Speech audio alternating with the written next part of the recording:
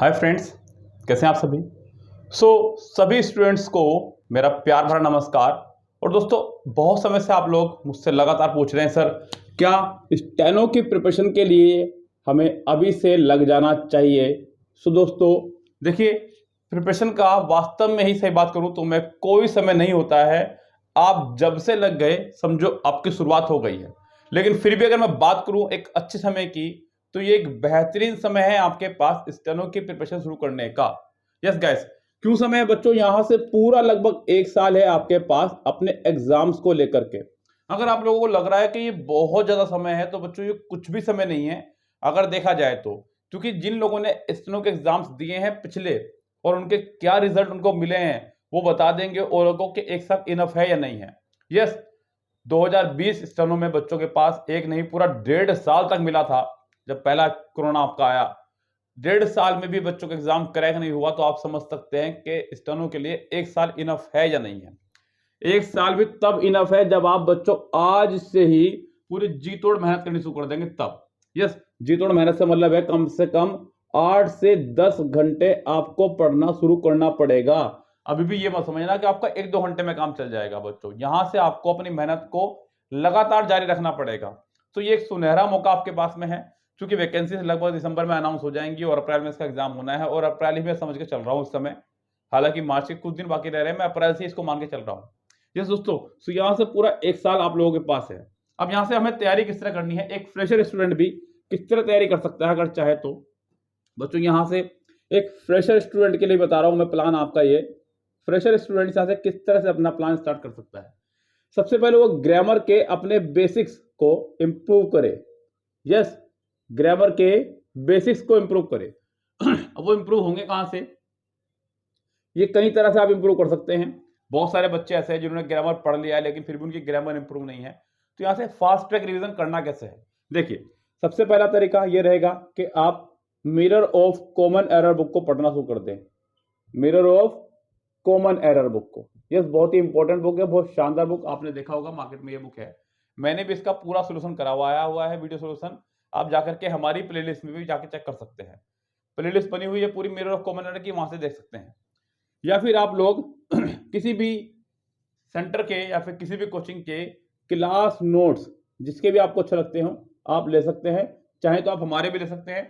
हमारे नोट्स लेने में एक सबसे बड़ा फायदा ये है कि हम लोगों ने किरण और एमबी बुक को सोल्व करवाया है, तो हमें पता है कि किस तरह के रूल्स एग्जाम में पूछे जा रहे हैं।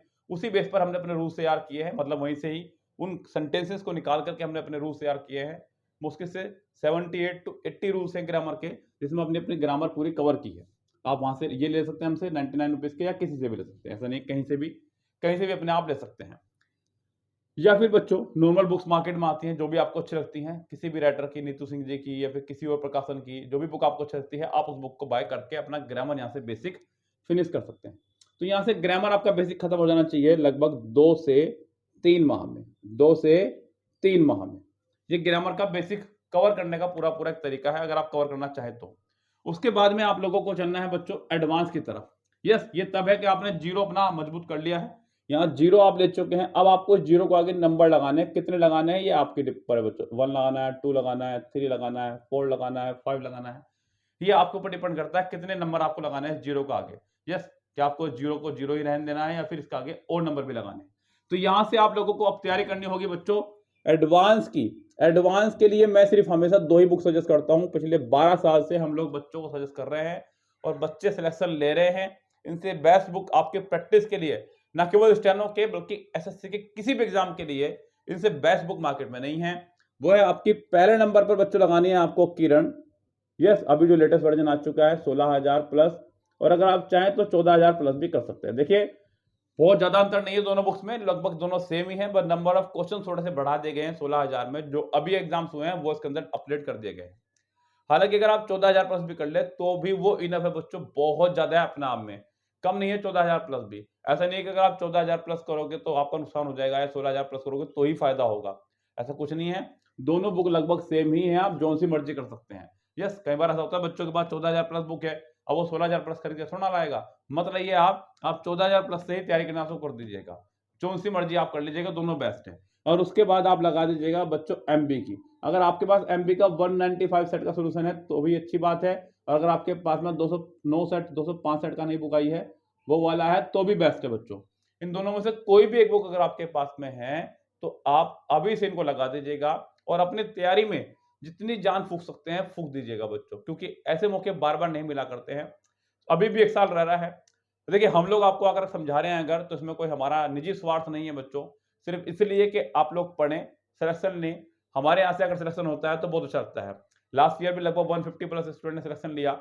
यस, मुझे किसी की सैलरी नहीं मिलने वाली, बस एक खुशी मिलती है कि हमारी वजह से कोई बच्चा कामयाब हो पाया।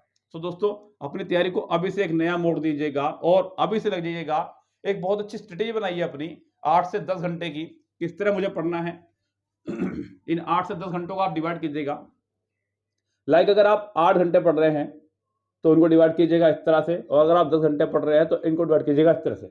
यहाँ सबसे पहले आप लोग अपना रखें 2 घंटे का इंग्लिश। ये टाइम मैनेजमेंट अपना बनाएंगे आप कि सुबह पढ़ना है, दोपहर पढ़ना है या रात में पढ़ना है।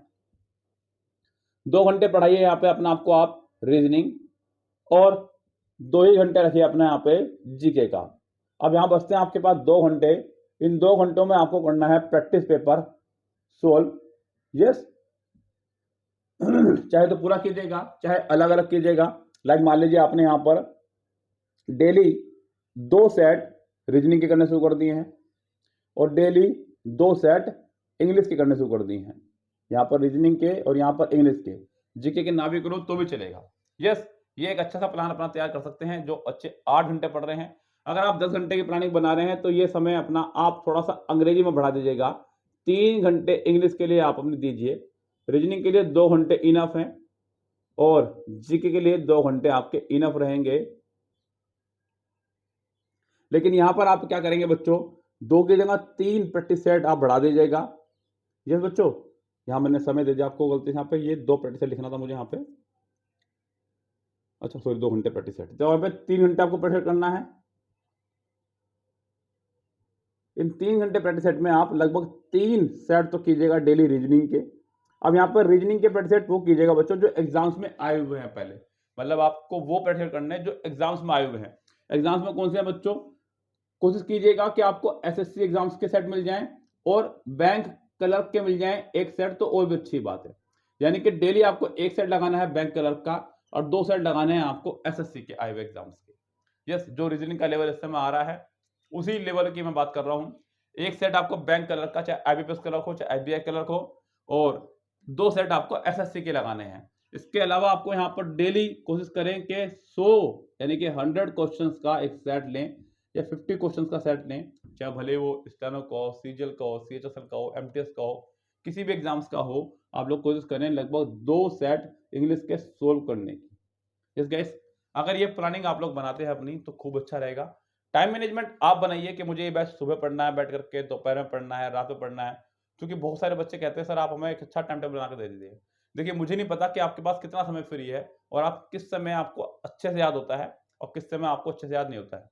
कई बार ऐसा होता है कि किसी व्यक्ति के आसपास बड़ा शोर रहता है, वो रात को बैठ के पढ़ता है, कोई सुबह जल्दी उठ के पढ़ता है। सबकी अपनी अपनी हैबिट्स हैं, तो अपनी हैबिट के अनुसार अपना एक टाइम टेबल बनाइए बहुत अच्छा सा और फॉलो कीजिए बच्चों अभी से ही, जिससे कि आप लोग अपना सिलेक्शन ले सकें। अगर अभी भी कहीं आपको दिक्कत हो कि मुझे जीके में क्या पढ़ना है, मुझे रीजनिंग में क्या पढ़ना है, मुझे इंग्लिश में क्या पढ़ना है, तो आप लोग हमें इस वीडियो के ही कमेंट बॉक्स में कमेंट कर सकते हैं। मैं डेफिनेटली आपके लिए एक और वीडियो इस तरह की लाऊंगा, आपको बताऊंगा कि जीके के कौन कौन से टॉपिक अभी फिलहाल आप पढ़ना शुरू कर दीजिएगा। ओके दोस्तों, सो लगे रही तैयारियों में अपनी और जरा भी ढिलाई मत बरतिएगा, क्योंकि जब तक सिलेक्शन नहीं तब तक ढिलाई नहीं। ओके दोस्तों, मिलते हैं आपसे नेक्स्ट वीडियो में, तब तक के लिए बाय बाय।